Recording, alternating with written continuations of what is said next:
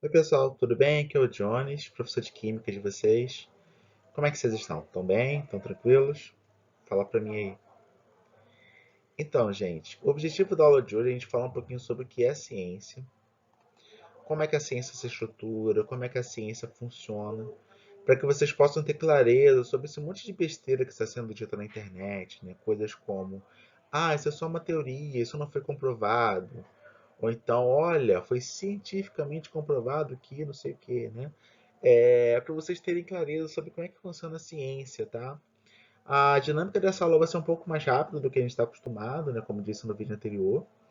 E é isso, pessoal. Vamos começar. Primeiro, eu tenho que dizer para vocês o que é o conhecimento, né? O conhecimento é o ato de você conhecer, de você distinguir, de você não ignorar, né? Então, aqui você tem, por exemplo, aqui os dados, que são informações que não necessariamente têm significado. Quando esses dados têm significados, eles são chamados de informações. Nós vivemos na era da informação. Nós temos informações disponíveis o tempo todo, porém, informação não é conhecimento. O conhecimento ele acontece quando você estrutura essas informações e você dá sentido para elas. Quando você pega as informações e consegue entender e aplicar essas informações em alguma coisa. Então, se a informação você não conseguir aplicar em alguma coisa, ela não é conhecimento. Eu quero que vocês tenham essa distinção na mente de vocês agora, tá? Então, existem vários tipos de conhecimento. Você tem o conhecimento empírico, que é aquele tipo de conhecimento que você tem na prática, no contato com aquele objeto. É a seguinte, aprende, por exemplo, a comer, a escovar os dentes, a lavar as mãos, né? A se vestir, enfim. Então, esse conhecimento mais prático, é o conhecimento que você tem ali no contato com aquele objeto, né? O conhecimento religioso é aquele baseado na fé, naquilo que você acredita que é verdade absoluta, tá? Isso é o conhecimento religioso. O conhecimento filosófico é aquele baseado nas reflexões que o homem faz sobre todas as questões imateriais e subjetivas. Por exemplo, quem eu sou, de onde vim, para onde vou, qual é o nosso objetivo de vida, essas coisas, né? E tem o conhecimento científico, que é o objetivo da nossa aula de hoje. O conhecimento científico ele é aquele que utiliza a lógica, né, e o pensamento crítico, ele usa a razão para que possa entender como funciona o mundo material, né? Então aqui a gente tem um conhecimento que é baseado em fatos, em estudo, né, em um estudo sério, rigoroso, etc. Tá? Não existe uma hierarquia de conhecimentos, não existe conhecimento que é maior do que o outro. Todos os conhecimentos eles estão no mesmo patamar.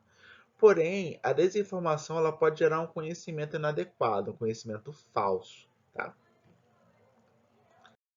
Né? Então, assim, para a gente entender, né, como é que funciona o conhecimento científico, a gente precisa ver alguns detalhes, né? Não existe uma forma, uma resposta clara sobre o que é ciência, né? Não, nem se pretende ter essa resposta, na verdade.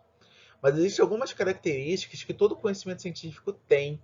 E a gente vai falar dessas características hoje, que está aqui resumida aqui nesse nosso gráficozinho daqui que a gente fez. Primeiro ponto são as observações e os dados, né? Então, assim, quando você observa um fenômeno, né, você busca compreender o motivo pelo qual ele acontece. E aí você, utilizando fatos, né, e essa observação em locais, né, onde você tem condições rigorosamente controladas, né, e é essa observação rigorosamente controlada que produz o conhecimento científico. Não é uma observação leviana. Eu estou vendo os passarinhos voarem. Não é isso, tá? A ideia daqui é que a gente tenha uma observação rigorosamente controlada, né, em laboratório ou não. E o registro dessas observações são chamados de dados, que não necessariamente têm uma informação, têm um significado. Né? Esses dados eles vão ser utilizados para a construção desse conhecimento. Essa palavrinha que leis aqui, ela gera muita confusão. O que são as leis? As leis elas são um padrão nos dados. É quando você observa os dados e você observa uma generalização, né? Toda vez que alguma coisa acontece, tal coisa acontece. Isso é uma lei, é uma generalização. Né? Ela pode ser expressa por relações matemáticas ou não. Tá? Então, assim, por exemplo, a gente tem a lei de Boyle, que a gente estuda em química. Né? Que é o seguinte, se você pega, por exemplo, aqui tem uma tabela com 4 experimentos, né? E aí, se você observar, o produto da pressão pelo volume, né, se você pega 0,10 multiplica por 6, você encontra 0,6. E você encontra sempre esse valor. Então, quando você multiplica a pressão pelo volume, você tem o mesmo valor, 0,6. Essa é a lei de Boyle, tá? É uma generalização baseada naquilo que você observa a partir dos dados, tá? Isso é lei. A lei é só essa generalização. Ela não é o ápice do conhecimento científico. Ela não está acima das teorias, que eu vou falar no próximo slide. As teorias, elas são explicações para aqueles fatos científicos baseados nos fatos, na razão, na experimentação, na lógica.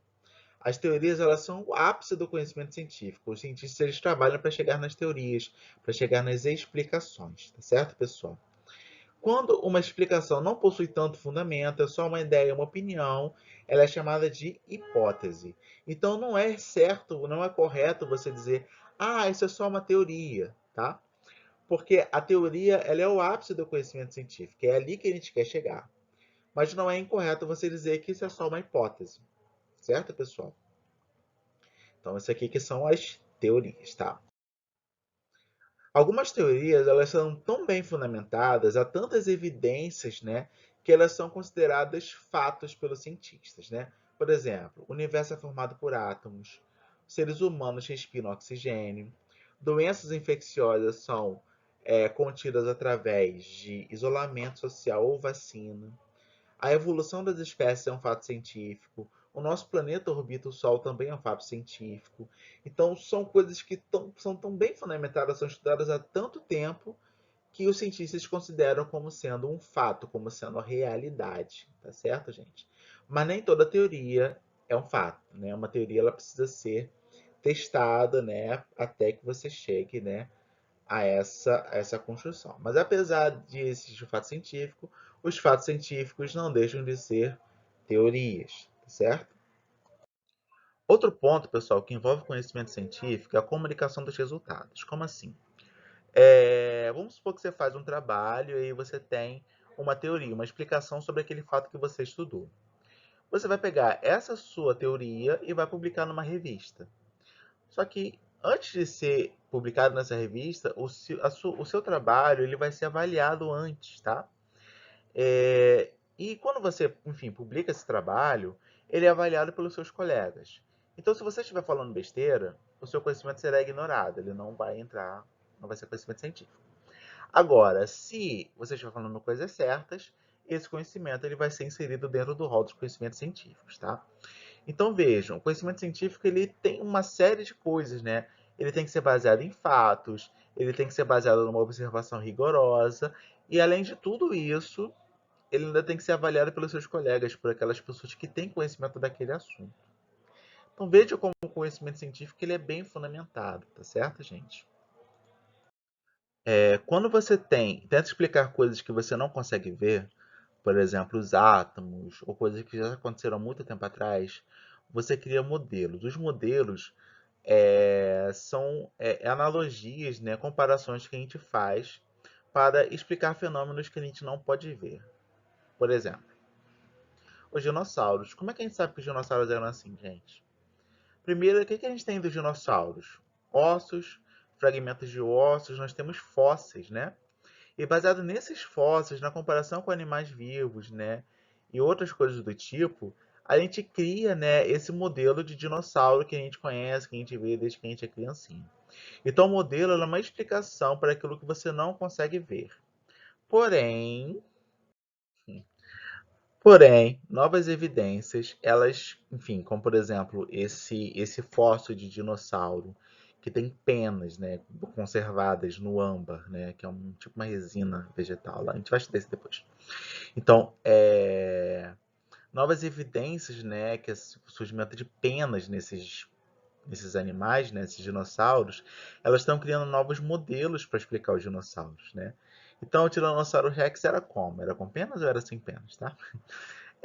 Isso, assim, a gente está estudando ainda esse fato, tá? Mas o fato é que muitos dinossauros tinham penas, tá? Então, muitos dinossauros eles tinham penas. Inclusive, isso até alterou a definição do que é um dinossauro. Hoje em dia, todas as aves são consideradas dinossauros, né? Então, os novos modelos eles são criados a partir de novas evidências. Então, gente, resumindo aqui, né? Aqui a gente tem esse exemplo aqui, né? Um fato, né? Por exemplo, esse garoto aqui observando as moscas lá na goiaba, né? Ele tem uma hipótese que, na verdade, são as moscas responsáveis por existir o bichinho da goiaba. E aí ele faz uma dedução. Deixa eu colocar um saco em volta da goiaba para ver o que que acontece. Né? Porque eu acho que são as moscas que fazem. E ele faz um experimento, né? Onde ele coloca o saco em volta da goiaba. E ele observa que a goiaba que estava com saco não tem bichinho. E a goiaba que estava sem saco tem bichinho. Então, quais são as conclusões que a gente tira, gente? Ele estava certo na hipótese dele. E aí ele vai e estabelece uma teoria. Ele publica a teoria. Qual é a teoria dele? São as moscas que colocam o bichinho dentro da goiaba. Então reparem como o conhecimento científico ele pode ser utilizado, né, para a gente resolver problemas, tá? Então aqui a gente tem que o experimento. Repara que aqui ele teve que fazer um grupo sem saquinho, né, para ele poder comparar com o grupo com saquinho, que é um grupo de pessoas, né, enfim, é um grupo de controle, né? E aí, baseado nesse experimento, nessa hipótese, nas conclusões do resultado dele, é que ele chegou a uma explicação. Então, ele desenvolveu um conhecimento científico. Certo, gente? Então é isso, pessoal. Espero que vocês tenham gostado dessa aula. Eu tentei fazer uma dinâmica um pouquinho mais rápida do que vocês estão acostumados. Mas é isso, gente. Um abraço, um beijo no coração. Tchau.